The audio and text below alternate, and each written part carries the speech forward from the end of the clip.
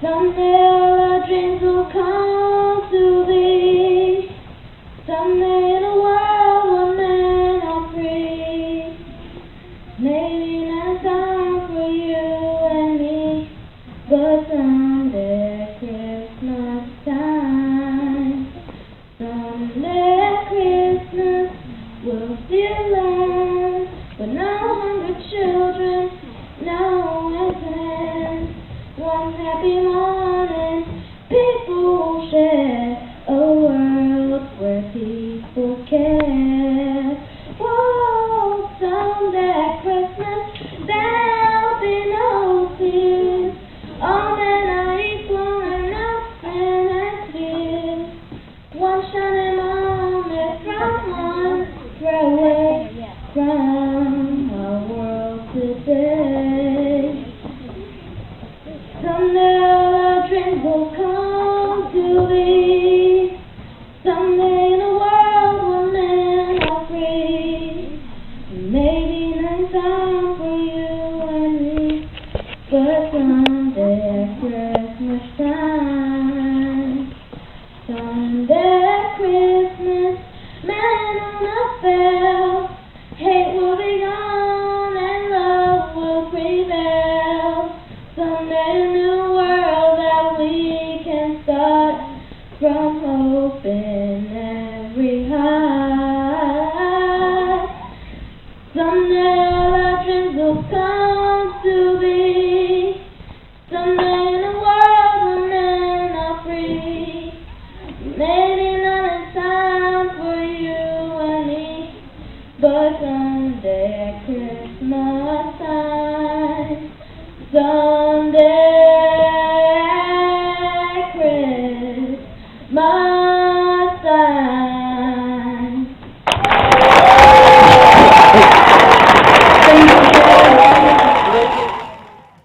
That was the remarkable late Jared Rollins Jones. Hi, welcome to 30 Frames a Second, and I'm Greg Lassiter. Don't go anywhere. We have a great show and a great guest for you today. We'll be right back.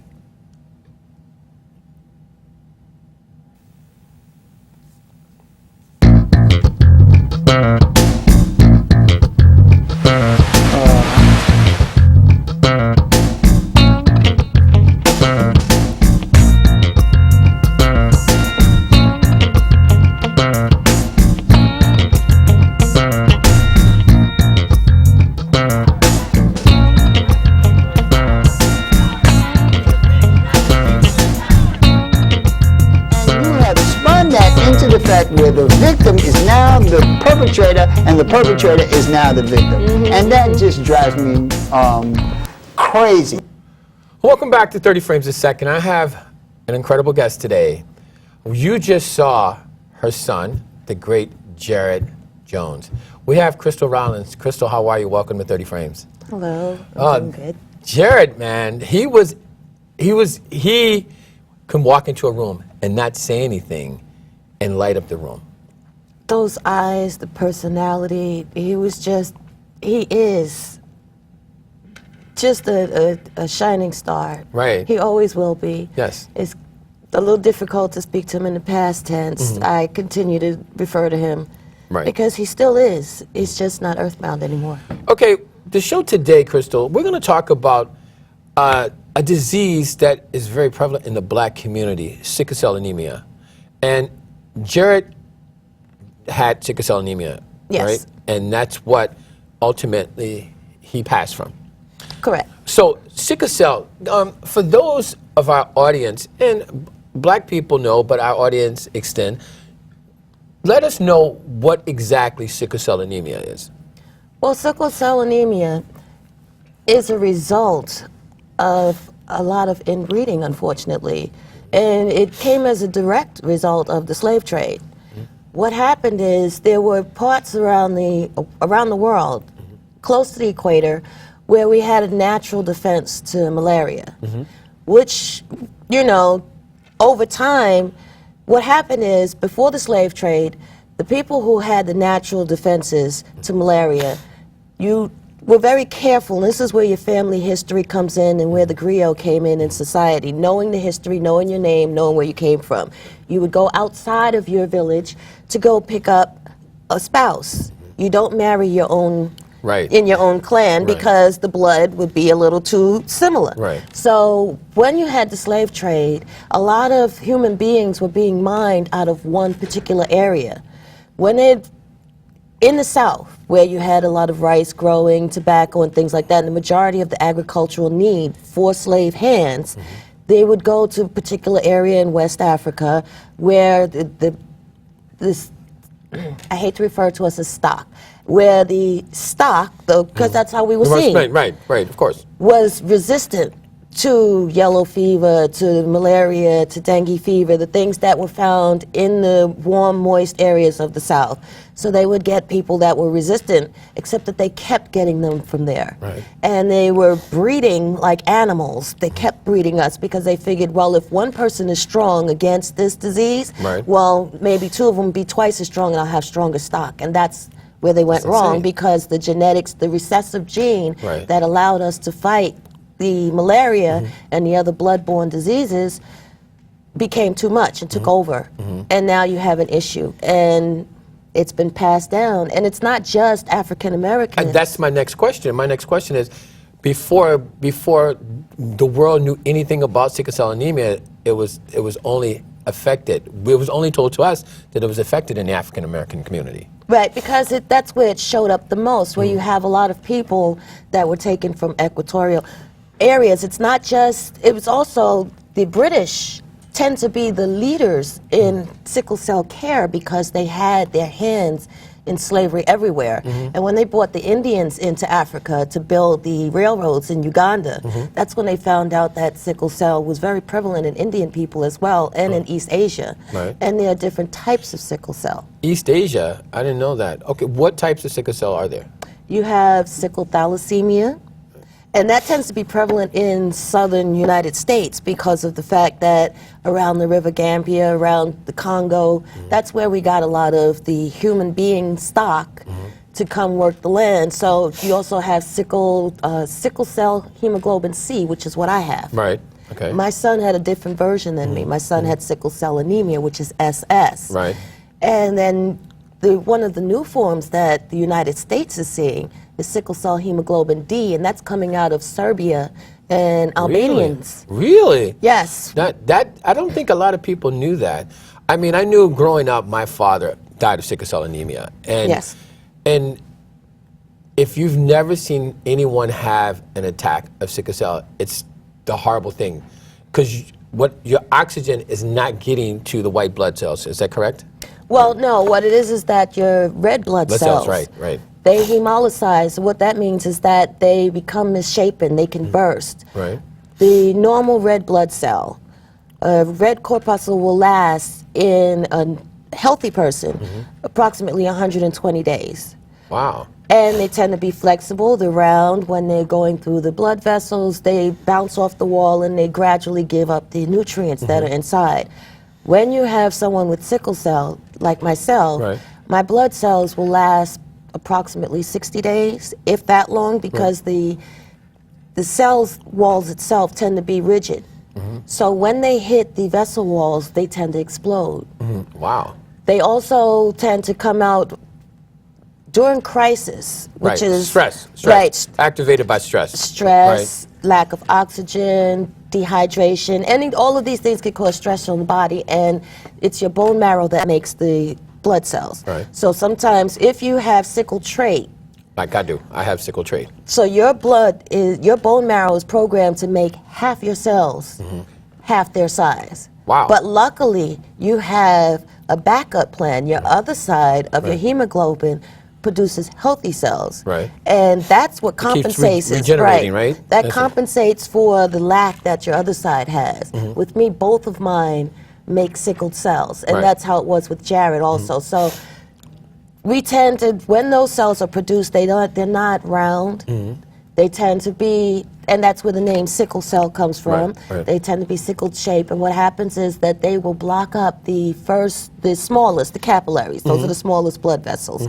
And after that, they will block up your arteries and things like that. And where the pain comes from is that your organs and your muscles are crying out. They send signals to your body, to your brain, saying that we don't have any oxygen. That's letting you know that there is a blockage somewhere. So whenever there is pain, it's not just out of the blue. It's because there is a blockage somewhere. So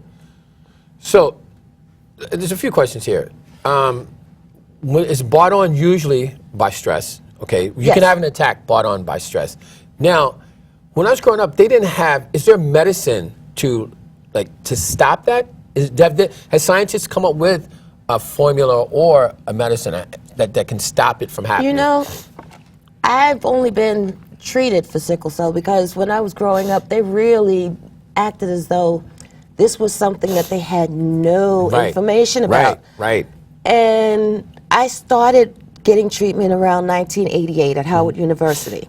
Very good hospital for sickle cell anemia. Yeah. I was very well educated under Dr. Oswaldo Castro. Right. And from then till now, 2015, the treatment has not changed.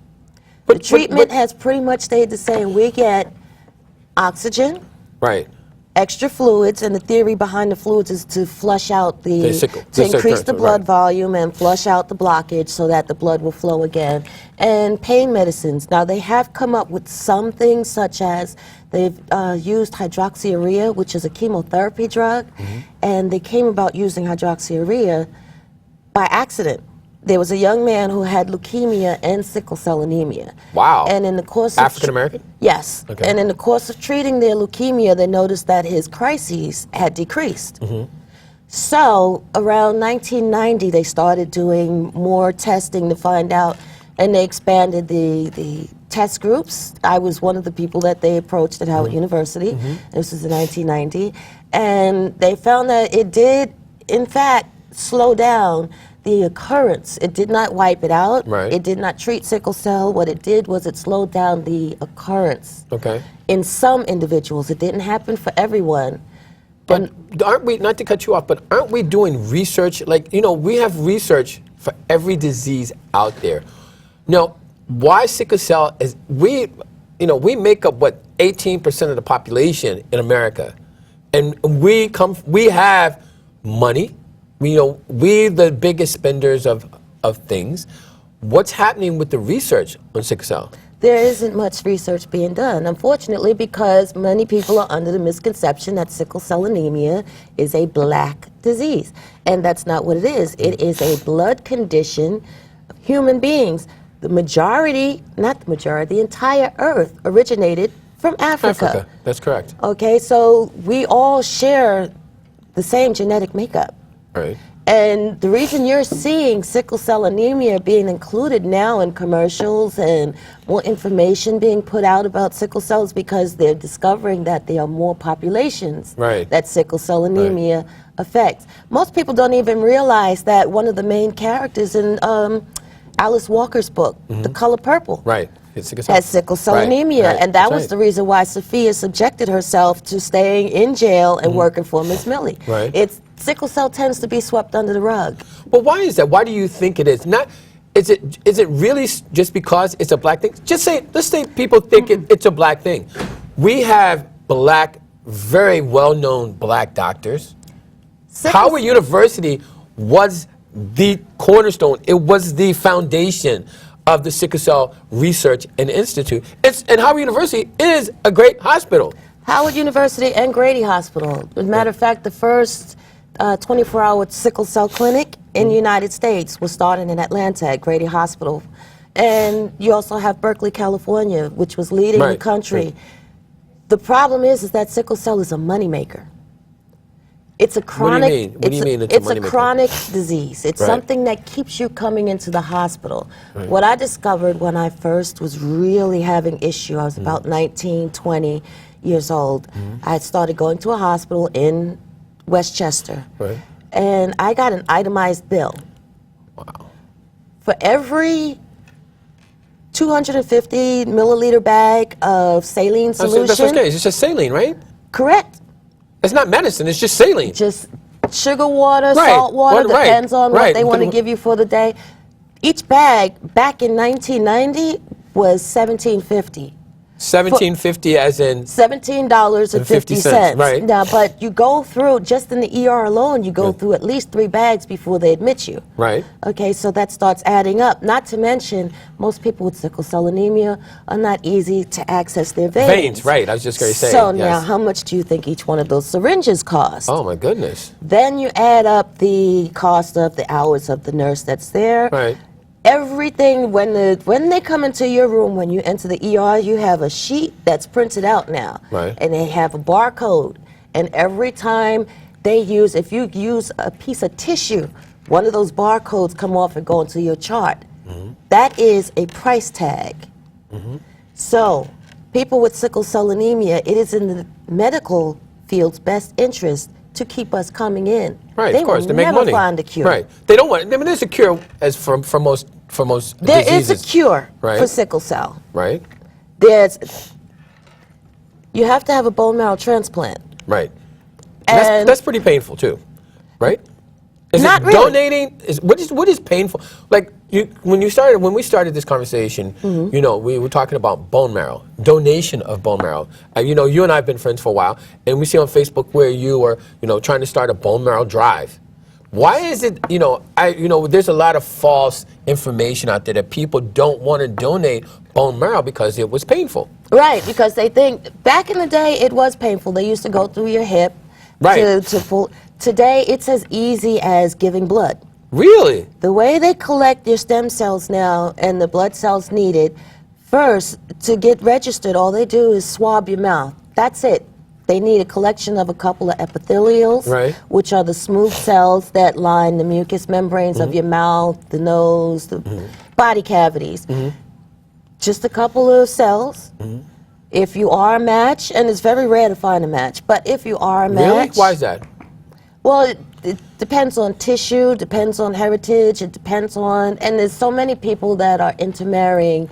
It's much more difficult for people who are mixed race and who are African American and Latinos, because Latinos, they speak Spanish, but you are a biracial mixture. Right. So Right. you're no different than African Americans who speak English. Right. We're biracial mixtures. Right. And that's why That's it's interesting. difficult to find matches, because when it comes to bone marrow, it's not as easy as a blood match. You need a tissue match. Wow. And You need when both. You need both, right? Yes, You need well, both. the blood match is a lot easier Right. than the tissue match. right. But all they do is you sit there, they prick your skin, they get a vein, they take the blood, That's it. just as if you were donating blood.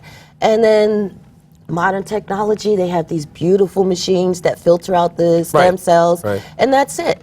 Wow. That's all So, your obligation. But since it's prevalent in the black community, why isn't our community, because STEM research would be great for sickle cell, because we could find a cure that way. There's a lot of misinformation that's out there, just as, I only recently found out the collection process. I too thought up until a few years ago that they still went through the hip. Right. Right. Right. And it's not like that anymore. So how often now you're back and forth between New York and Atlanta? How often are you involved with like bone marrow? Every donation? chance I can get. I just lost my son. Right. And when Jared was born, when I was carrying Jared, my first thing, I had learned from a television show about stem cell research. Right. This is back in 1999. And there wasn't a lot of stem cell collection Right. centers. Right. I saved Jared's umbilical cord blood. And I saved the stem cells. And this was before I knew that Jared had sickle cell. Right. That was going to be my next Right. question. Okay. It was in hopes that I can get a cure for Right. sickle cell Right. anemia. And I sent the cord blood off to the University of Arizona. Now you can donate it for free, and the state of New Jersey collects it as a matter of fact. And it's not a problem, whereas back when I saved Jared's cells, Right. it was upwards of $2,500. Thank you, Mom Wow. and Dad. I love you Wow. very much. Wow. Yes, as well as the annual storage fees. But you know what? We hear all over America about these different diseases that we do runs for. Like I sit on the board of AIDS Walk New York. I sit on the board of multiple sclerosis. But when it comes to sickle cell, it's not really talked about. And a large percentage of us have sickle cell or the trait. Well, when you have the trait, you have sickle cell anemia. You just have a minor form of it. Right. You know, and that's another misconception. When people are born and they discover that they have sickle cell trait, doctors tell them, "Oh, it's no big deal. Right, because that's you have what nothing to worry about." I'm a pilot. I don't feel it. Like we were having a conversation today.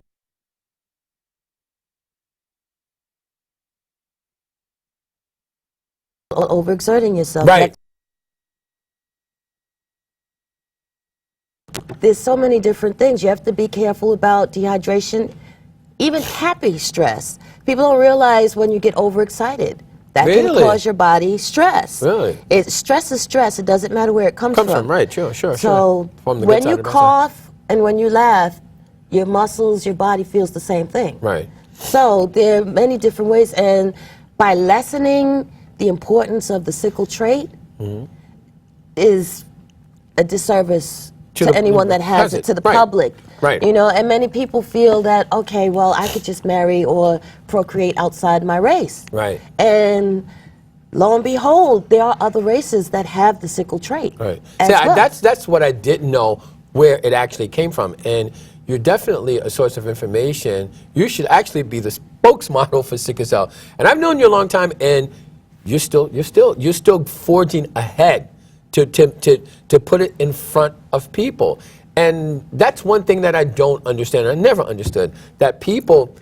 Let's say it. It's a black thing. We have to take care of our own. Right. We really do. And one, we have to realize that we are one big group of people. Right. One of the hardest groups to reach is the Hispanic community because of the fact that the language barrier and the fact that many people believe that they are a separate race. Right. Right. Especially that community. Yes. And I have to tell you, the Tainos were gone before the Pilgrims came, before we started colonizing the Caribbean. That's true. The That's Carib, the Arawaks, and Tainos were killed off less than 3 years after Columbus first stepped foot on the islands, you know, because of their illnesses and diseases that they brought, along with the pests and the vermin that came off the ships.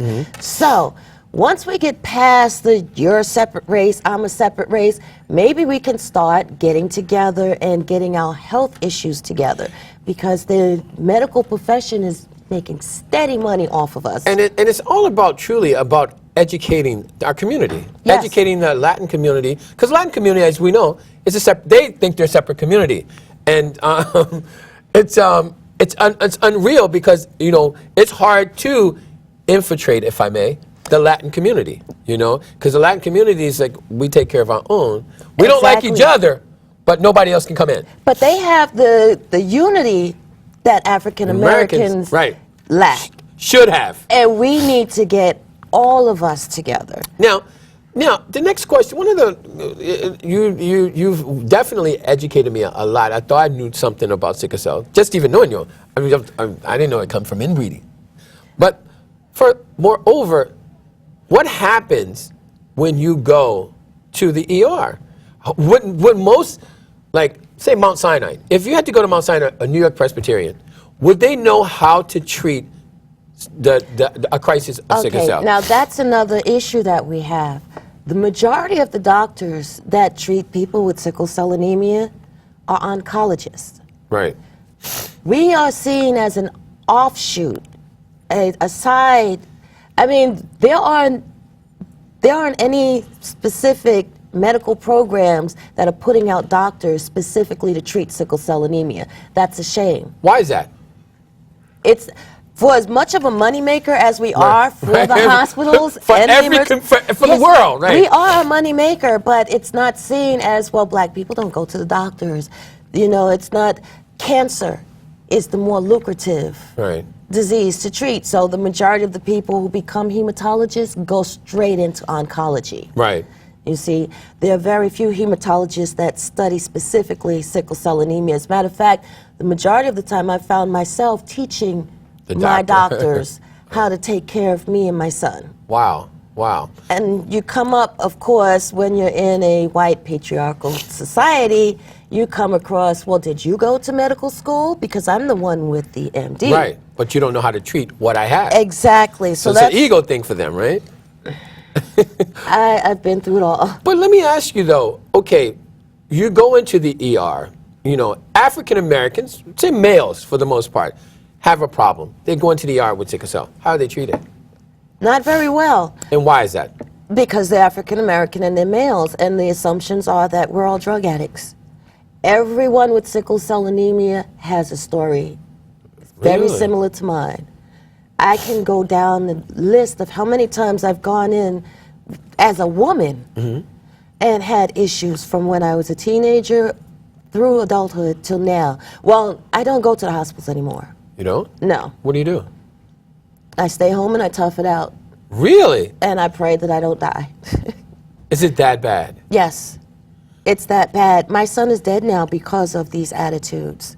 That because is crazy. I've had doctors come and tell me that my son, until he was 5 years old, I would ask the doctors, at what point does he go from a cute child in pain to a suspected drug addict? I got my answer at 9 years old.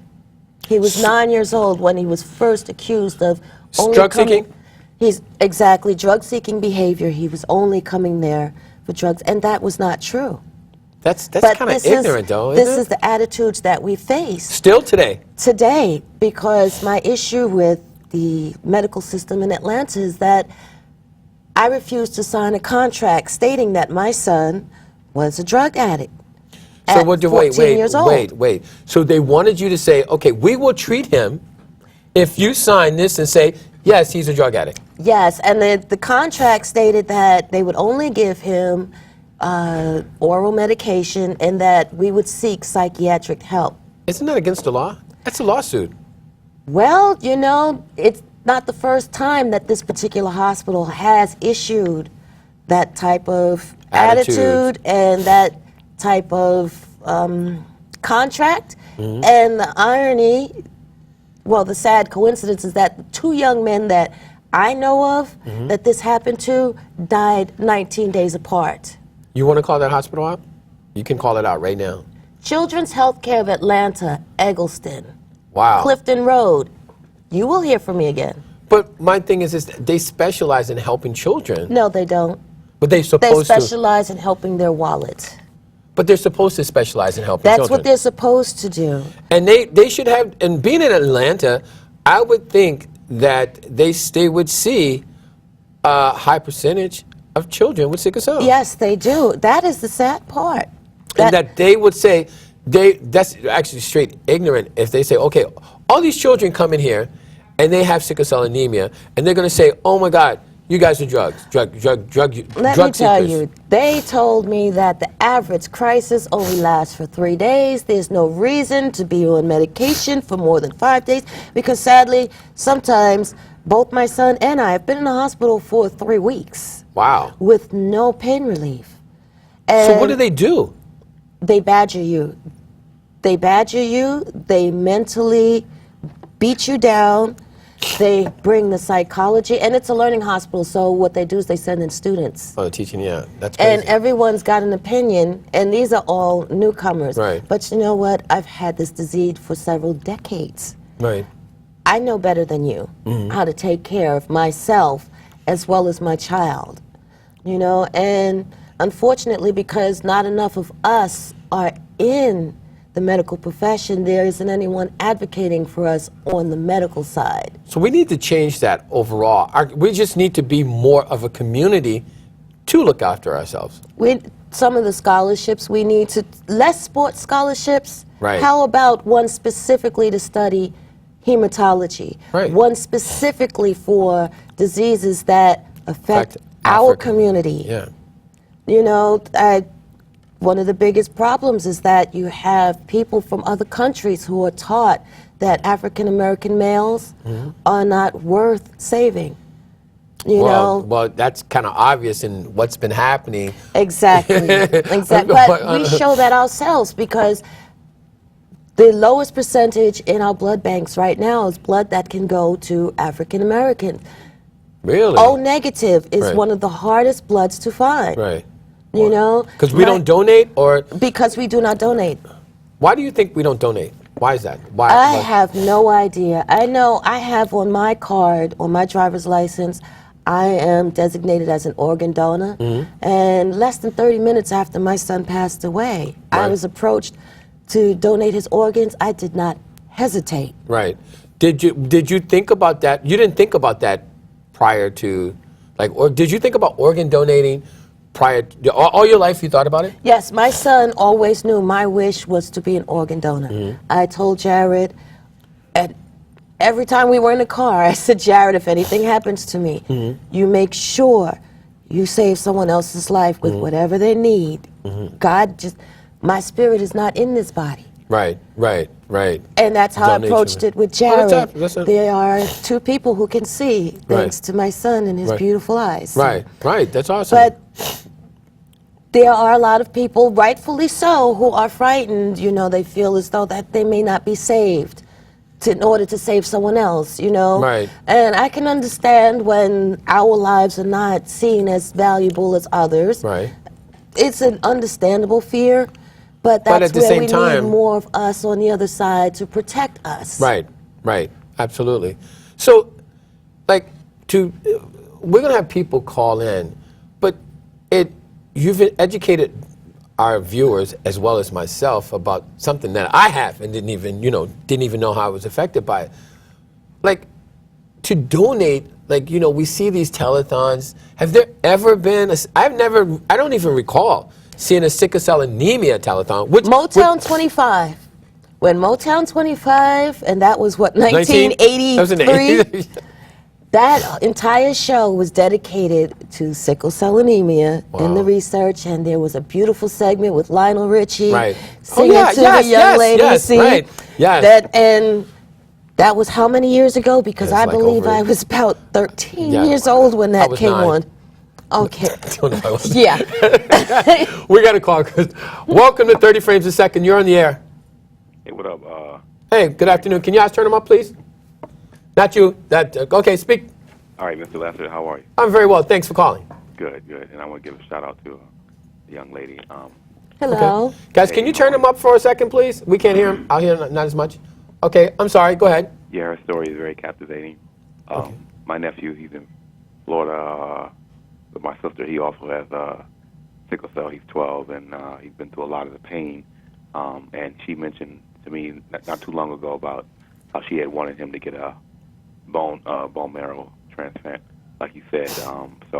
And after you explained it, I totally understand it now. It's probably going to be difficult now, the way you explained it, because I don't know if you need a lot of money or if that's the way to do it, because I hate seeing my nephew in pain.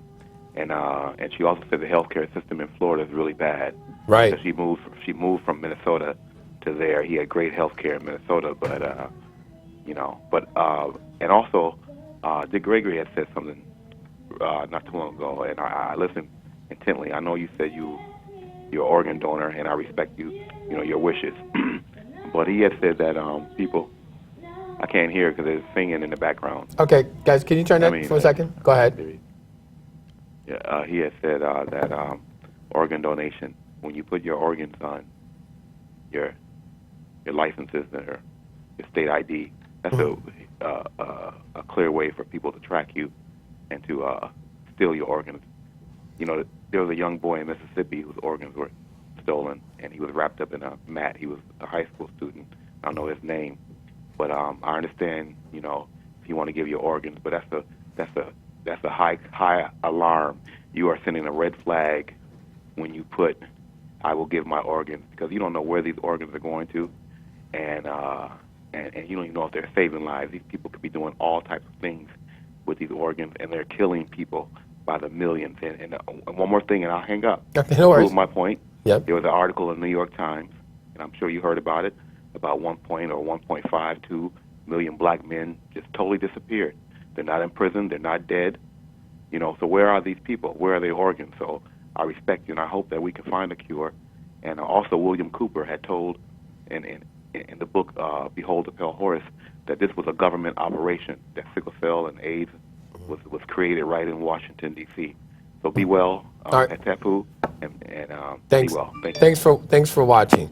Now, he brings up a valid point too, because think about it. You know, there's a huge market, black market for Yes. organ donation. That's why I said, rightfully so, they are fearful. And what I would suggest is not putting it on your driver's license, but letting your family know That you wanna- your wishes. Right. Because my son, he wasn't even driving, you know, so there was no indication for anyone to know that He was would be an organ donor. Right, that was up to you. Right. Right. And the Right, young that's a man good that point. he was speaking of is actually in Georgia, not Mississippi. Right, right. Kendrick Johnson is his Right, name. right. And they found him wrapped up in the mat, and his body cavity was filled with Newspaper. Newspaper, That's exactly. right. All of his That's organs right. were That's missing. right. So I've been following that story. And it's a scary thought, though. You want to help, but at the same time, there's fear.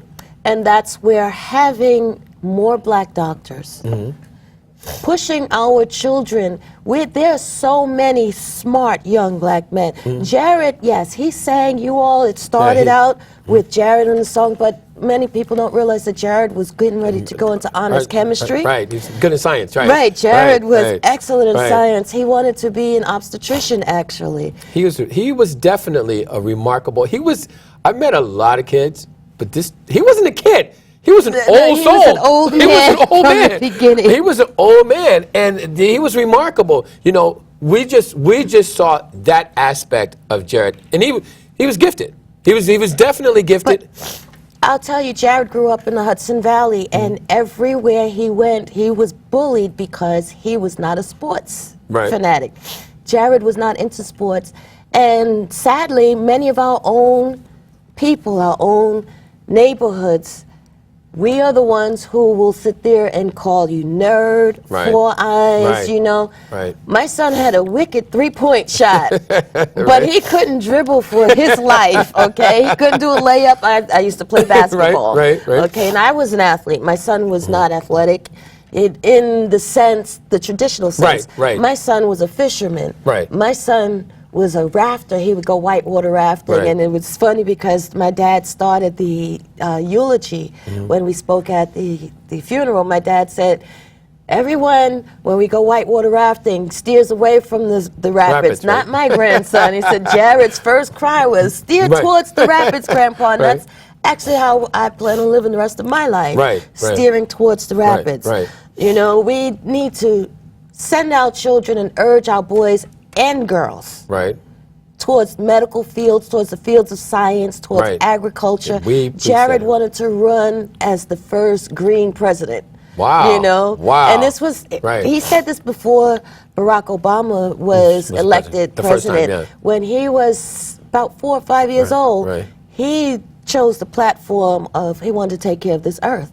Actually, he wanted to leave this earth and start another planet, you know, where science and nature were the main focus, and health. And that's what we need to have our children go towards. We need more Dr. Sebis than we do some of these sports teams. And you know, I agree, because that's how America sees us as entertainers. You know, and that's unfortunate because we are smart. We're smarter than the average, you know. Are there sickle cell anemia centers around the country? And they're mostly staffed by Indian, European white women, and Asians. Really? Yes. But everyone in the bed tends to be African American descendants. It baffles me. What about, you know, Howard University was the first, I think, because, you know, I'm a little bit older than you. Yes, and we've been in D.C. We know, we've been in D.C. Is Howard University any further along it was when we were there in the 90s? Because you and I, we were in D.C. in the 90s together. Correct. Is it today, is it any further along with research, or Is it further along? Because it is the foundation of sickle Well, cell. see, now I don't want to call out Howard University because I haven't been there for at least a decade. The last time I visited was in 2007. But I have not seen much of anything as far as research coming out that I've been excited about, you know? Right. The only thing that I can say is that as far as with the bone marrow transplants, there are more success rates. The mortality rate has gone down. Right. A few years ago, it was a 1 in 4 chance of surviving. Now, Really? yeah. Now you have at least a 50-50 chance of surviving as well as thriving, but then you're really trading one issue from the other. I'm just going to say, we got a 50-50 chance of waking up and surviving. Correct. Oh my God. So having sickle cell anemia, like, it scares me. Like, when I was young, I watched my father go through these, these bouts. And like, when we walk into the ER, nobody knew what to do. And you're sort of telling me now that it hasn't changed. Well, in the fact that now when you come in, they do the first thing they do is they'll say, and they think we don't hear them, you seen her before? You seen him before? And that's to check to see whether or not we're seeking for drugs. Yes. That's insane. And they'll say it right in front of you. Seen her, seen him before? Oh no, this one's a new one. It's okay to treat them. Okay, so then you get to go in the back and then you tell them. But what kind of, like, for pain? Just for instance, if you're drug seeking, what drug would you be seeking? Okay, well, Demerol, whatever? My son was very intelligent, and my son knew most people, everyone with sickle cell anemia who's had a crisis knows exactly what cocktail works for them. Right. And they know exactly to the millimeter of what will work for them. But if you come into the ER and you say, I need 2 milliliters of Dilaudid, because they don't give Demerol anymore. No, that's all. We're old school, because back then I used to get Demerol, right? I'll tell you what it was like for me as a teenager, and I'm a woman. Right. I would come in and get 100 milliliters of Demerol and 75 of Phenergan. Right. Phenergan tends to knock you out a little bit, but that's to protect you from the very horrible side effects of Demerol. And the first thing they would say is, oh, honey, no, that's enough to knock out a horse.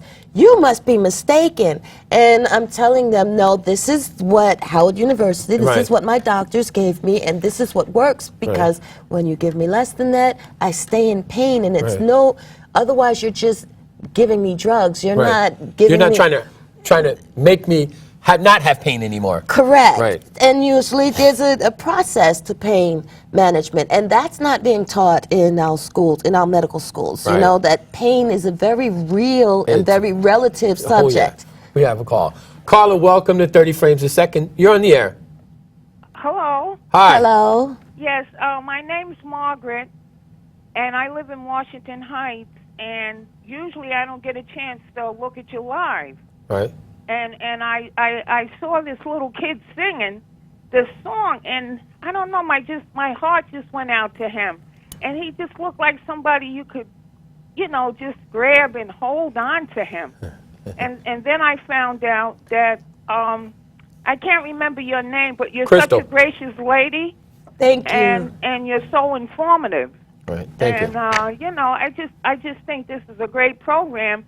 And then I found out I have thalassemia, and listening to you, that's a form of some kind of sickle cell. Yes, ma'am. Because the doctor told me that I can't get malaria.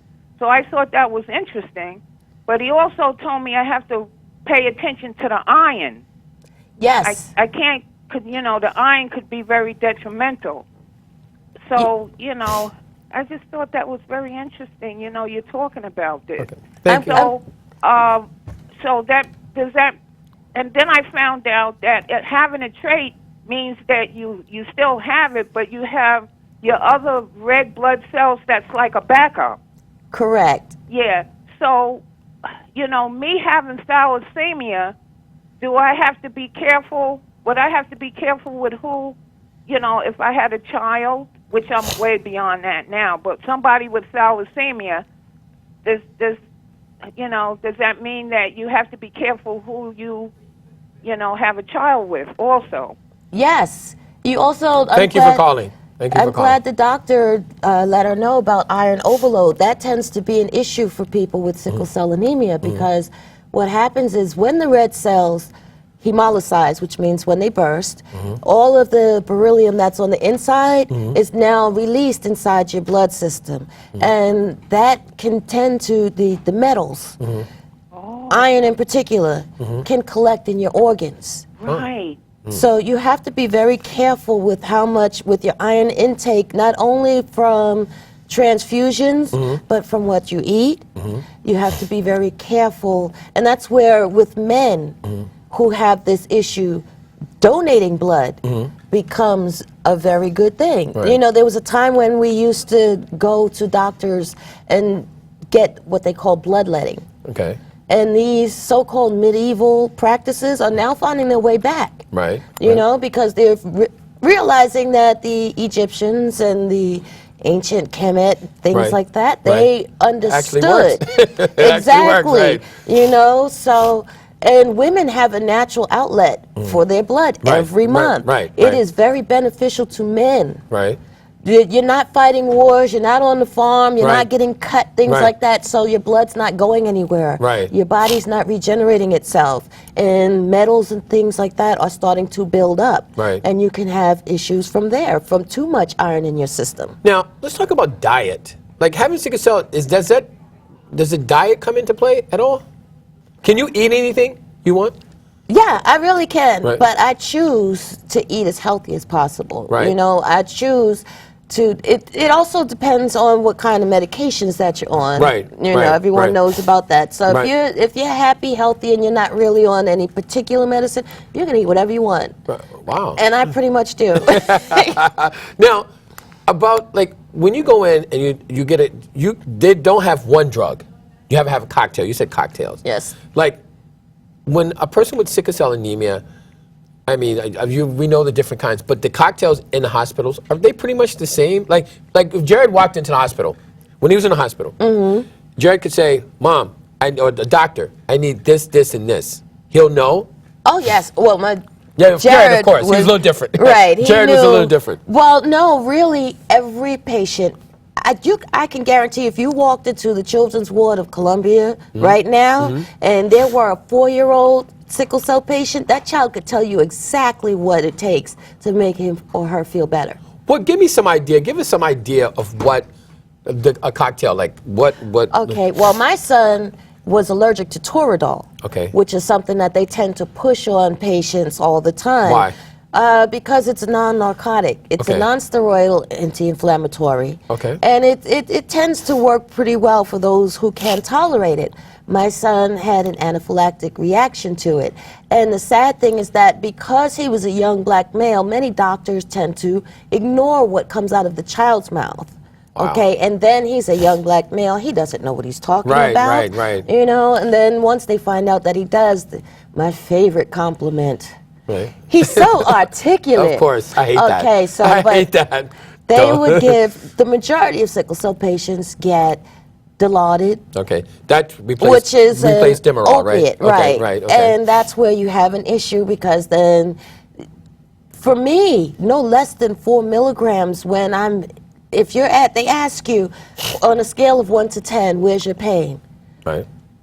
If we're in the ER, Right. The pain is 10 plus. we're at 10. Right. Because we go through so much. That you can tolerate pain. Right, but we when you- stay home for Right. as long as possible, and we That's- don't come in until we're that's- at the point where we can't take it.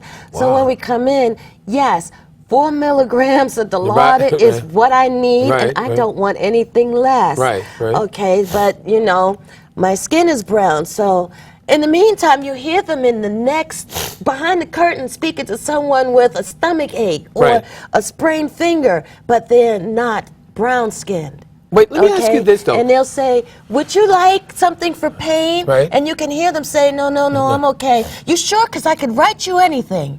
This is what we go through.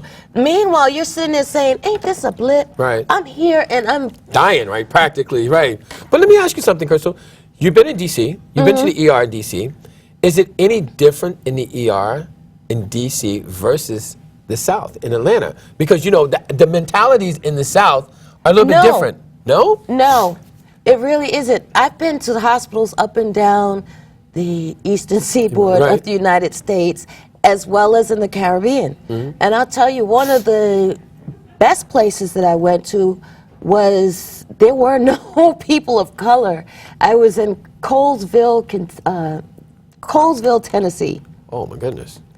And in Cumberland County. And when I tell you there were no people of color. Not even to help. Not even pushing a broom. Oh, my goodness. But they were the nicest people. They took care of me. And they were very open to everything that I had to offer as far as educating them on how to take care of the next wanderer that came down the highway. So it really, and it also depends on who knows you. You know, my son sometimes he had an easier time getting help at the Children's Hospital at Westchester if certain doctors and nurses were on staff.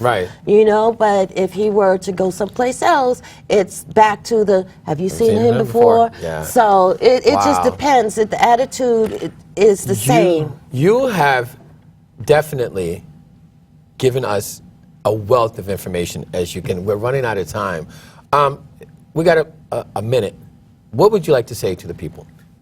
I'd like to say that this is the season for giving and for goodwill towards man, and everyone wants to get up there. And we're also talking about Black Lives Matter. There is a child right now, there is a person right now waiting for blood, waiting for a tissue, waiting for someone of color to donate. Please donate blood. Sign up at bethematch.org. We are the hardest people to match, especially if you are multiracial background. Give the gift that keeps others living. Please donate blood. That's great. Cristal, it's been a pleasure. It's been a pleasure because I haven't seen you forever. That's your fault. And I know, right? Thank you so much, because, you know, this is one of the best shows that we've had. Nat and I like to educate everybody about Thank you for having me and for giving me this chance. You'll be back again. Yes, I will. You'll be back again. Before I'm going to go out, we're going to go out with the roll-in. I want you guys to thank you for watching 30 Frames a Second. We got one more show before we end it, and that's next week. And we're going to go out with Jared singing. Remember this, shoot for the moon. If you miss, you're still among the stars. I'm Greg Lassiter, Cristal Rollins, 30 Frames a Second, and now we're going to listen to Jared Rollins. Take us there, guys.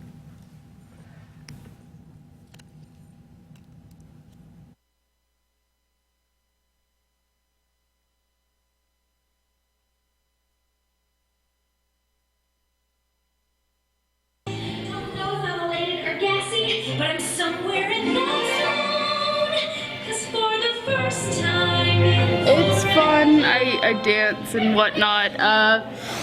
It's a fun show to do. It's really like musical and it's fun numbers. And I've just been doing it a long time. Chicago it's a show based on Velma Kelly and Roxy Hart, who are two women in jail, and basically their rise to fame or not to fame.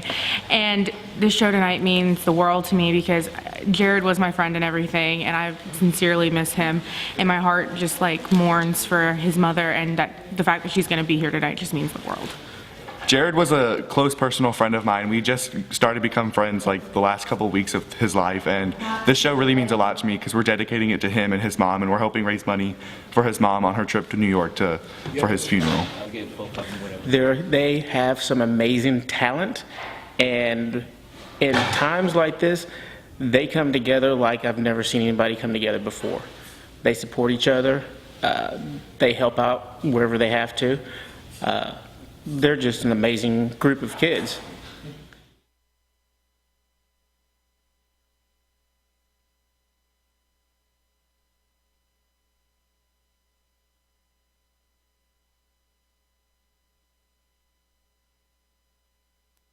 And the money that they raised is now sending Jared's dog Sparky to school. He's going to be certified so he can become a pet therapist. Oh, wow. And we will be visiting the children in the hospital in honor of Jared. That was what he wanted for Sparky, and we're on our way. Wow, wow, Cristal. And I have the Patriot players and Heritage High School to thank for that, so I thank you all very Cristal, much. what's next? You're starting a 501. Yes, we are working with the Do It For Jared Foundation, where I'd like to get the Jared's Blood Buddies going. And actually what I'd like to do is have a donor, kind of like the way we have other programs where you have a donor registered to a recipient. Because part of the problem when you receive blood from many different donations, you pick up their antibodies, and that's not a good thing. So if you have one donor to one recipient, if we could get a registration like that nationwide, that would be great. Really quick, Jared's Facebook. Tell everybody to go there. Is it Jared Strong? Oh, it's Angels for Keeping Jared's Legacy Strong. There you go, guys.